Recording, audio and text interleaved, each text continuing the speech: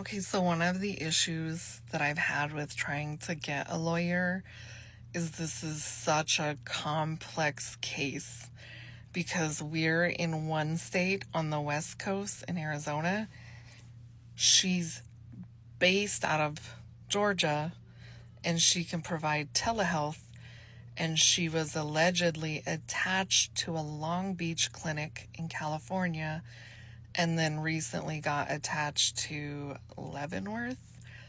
And that's all hearsay, but I do know from what the VA has told us that she is based in Georgia but attached to another clinic. I just don't know if I have the clinic right.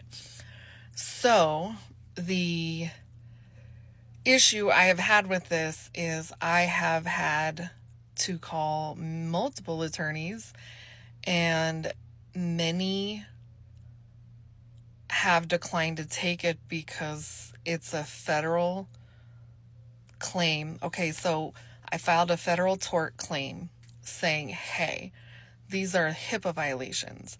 Well, since then, as I've gotten evidence, I filed that claim in March. Since then, when I've gotten more evidence, I actually created a chart comparing her YouTube videos to his therapy notes. And like 66.7% of her material lined up with his therapy notes and topics. And there are portions of the videos where the dialogue is verbatim and nuanced because we were going through an extremely difficult time. We both had a lot going on. And so we were struggling like couples do, and we were arguing. And some of those conversations, the dialogue is just incredibly hours, no matter how she tries to spin it. And so initially, people didn't want to take the case because they felt like it was hard to prove. Then some attorneys were like, I don't know what state attorney you would hire because she's based out of Georgia and she's licensed in Georgia. But with federal employees for the VA, you can be licensed in one state and practice telehealth in another, or sometimes even practice therapy in another, because they have some kind of loophole that allows them to practice. And I believe this is because, like, if you have a military spouse and their husband relocates, it's to kind of help give those people, a better ability to get a job when they relocate. I'm not sure. I don't really know how to explain it, but yeah, so normally this wouldn't even be allowed. Telehealth from another state is not usually allowed.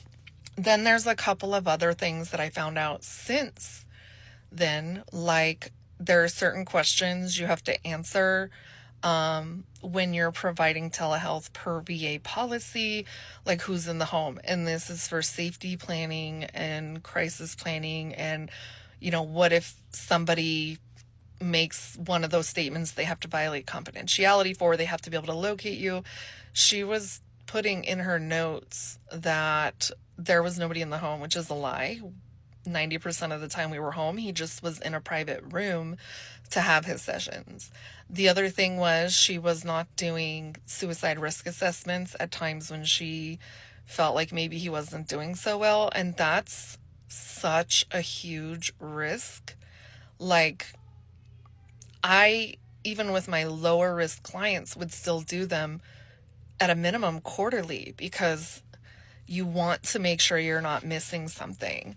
And then she didn't actually even get like his consent for telehealth until like right before she discharged him, which is weird because that should have been done in the very first session, but it is what it is. And then the other thing is she signed one of his notes 72 days after the session.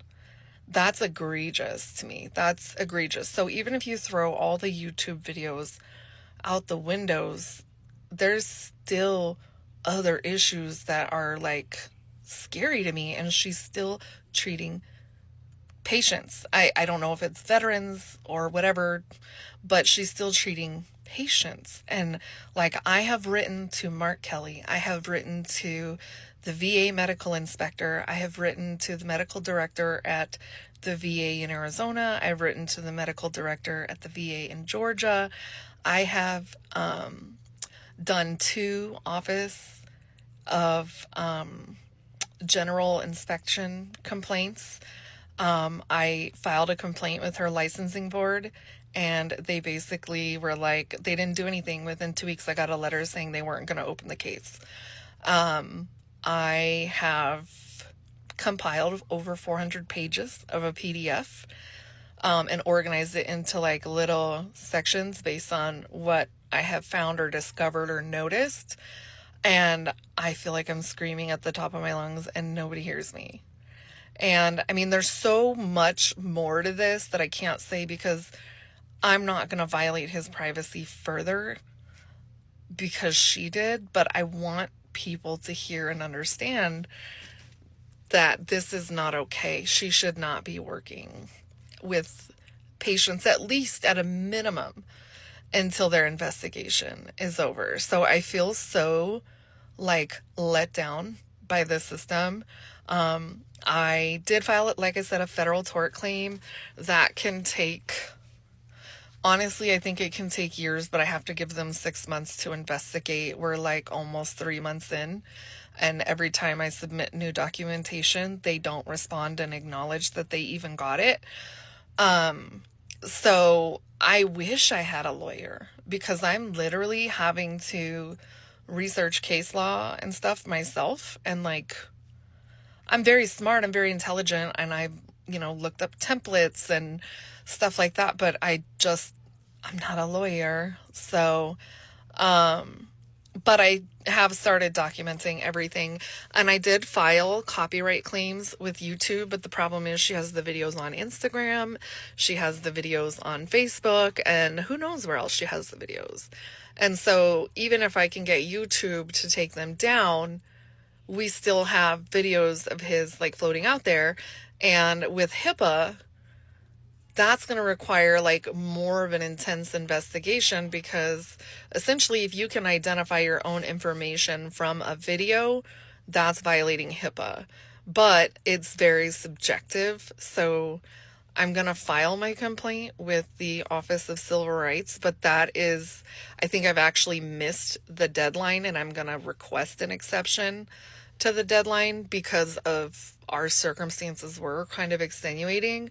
But this story just gets crazier and crazier.